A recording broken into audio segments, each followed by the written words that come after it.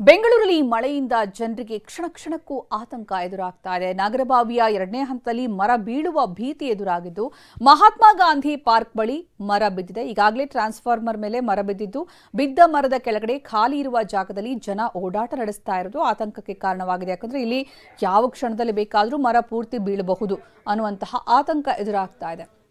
ಹೀಗಾಗಿ ಈ ಮರವನ್ನು ತೆರವುಗೊಳಿಸಬೇಕು ಅಂತ ಇಲ್ಲಿ ಆಗ್ರಹಿಸ್ತಾ ಇದ್ದಾರೆ. ಈ ಬಗ್ಗೆ ನಮ್ಮ ಪ್ರತಿನಿಧಿ ಕಿರಣ್ ಸೂರ್ಯ ಒಂದು ಪ್ರತ್ಯಕ್ಷ ವರದಿ ಕೊಟ್ಟಿದ್ದಾರೆ. ಅಲ್ಲಿಂದ ನೋಡೋಣ ಬನ್ನಿ. ಮಹಾತ್ಮ ಗಾಂಧೀಜಿಯ ಪಾರ್ಕ್ ಬಳಿ ಏನೊಂದು ಬೃಹತ್ ಆದಂತ ಒಂದು ಮರ ರಸ್ತೆಗೆ ಅಡ್ಡಲಾಗಿ ಬಿದ್ದಿದೆ. ಅಲ್ಲಿದ್ದೀನಿ, ನಾನೀಗ ದೃಶ್ಯದಲ್ಲಿ ತಮಗೆ ತೋರಿಸ್ತಾ ಇದ್ದೀನಿ. ಎಷ್ಟು ದೊಡ್ಡದಾದಂತಹ ಮರ ಅಂತ ಹೇಳಿದ್ರೆ ತುಂಬಾ ಬೃಹತ್ ಆದಂತ ಒಂದು ಮರ ಈಗಾಗಲೇ ರಸ್ತೆಗೆ ಅಡ್ಡಲಾಗಿ ಬಿದ್ದಿರುವಂಥದ್ದು. ಆ ಮರ ಬಿದ್ದಂತ ಪರಿಣಾಮ ಈಗಾಗಲೇ ಅಲ್ಲಿ ಪಕ್ಕದಲ್ಲೇ ಇದ್ದಂತ ಏನೊಂದು ದೊಡ್ಡದಾದಂತ ಒಂದು ಟ್ರಾನ್ಸ್ಫಾರ್ಮರ್ ಇದೆ, ಬೆಸ್ಕಾಂನ ಟ್ರಾನ್ಸ್ಫಾರ್ಮರ್ನ ಮೇಲೆ ಕೂಡ ಈ ಒಂದು ಮರ ಬಿದ್ದಿರುವಂಥದ್ದು. ಮರ ಬಿದ್ದಂತ ಹಿನ್ನೆಲೆ ಈಗಾಗಲೇ ಕೂಡ ನಿನ್ನೆ ರಾತ್ರಿನೇ ವಿದ್ಯುತ್ ಸಂಪರ್ಕವನ್ನ ಕಟ್ ಮಾಡಿದ್ದಾರೆ ಅನ್ನೋಂಥ ಒಂದು ಮಾಹಿತಿನ ಈಗಾಗಲೇ ಸ್ಥಳೀಯರು ನೀಡ್ತಾ ಇರುವಂಥದ್ದು.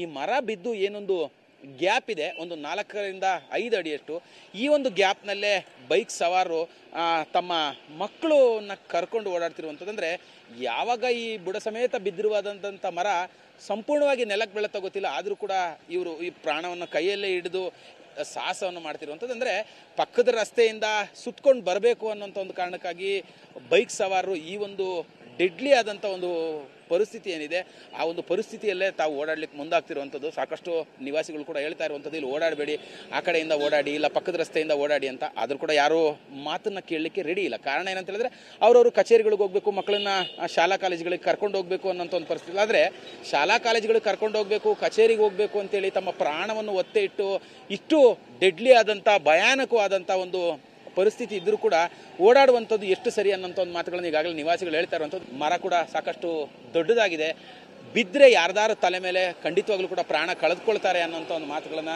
ಆಕ್ರೋಶನ ಕೂಡ ವ್ಯಕ್ತಪಡಿಸಿರೋ ನಾನು ಕೂಡ ನಿಮಗೆ ದೃಶ್ಯದಲ್ಲಿ ತೋರಿಸ್ತಾ ಇದ್ದೀನಿ. ಎಷ್ಟರ ಮಟ್ಟಿಗೆ ಅಂತ ಹೇಳಿದ್ರೆ ಒಂದು 5 ನಿಮಿಷ ಲೇಟ್ ಆಗ್ಬೋದು ಅಷ್ಟೇ.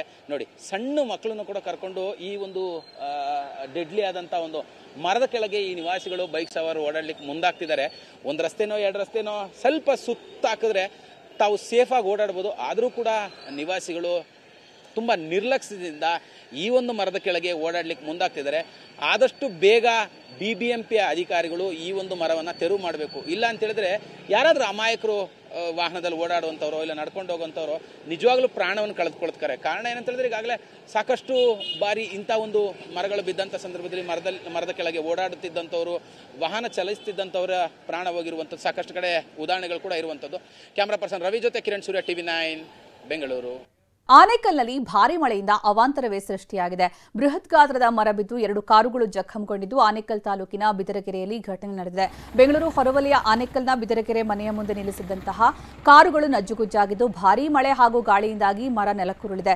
ಬೃಹತ್ ಬೇವಿನ ಮರ ಬಿದ್ದು 2 ಕಾರುಗಳು ಜಖಂಗೊಂಡಿವೆ. ಚಿನ್ನಪ್ಪ ಎಂಬವರಿಗೆ ಸೇರಿದಂತಹ 2 ಕಾರುಗಳು ಜಖಂಗೊಂಡಿರುವುದು. ಸ್ವಿಫ್ಟ್ ಎರ್ಟಿಗಾ ಕಾರುಗಳು ಸಂಪೂರ್ಣ ಜಖಂ ಆಗಿವೆ.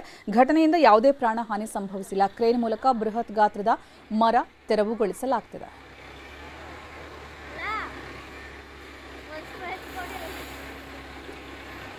आदि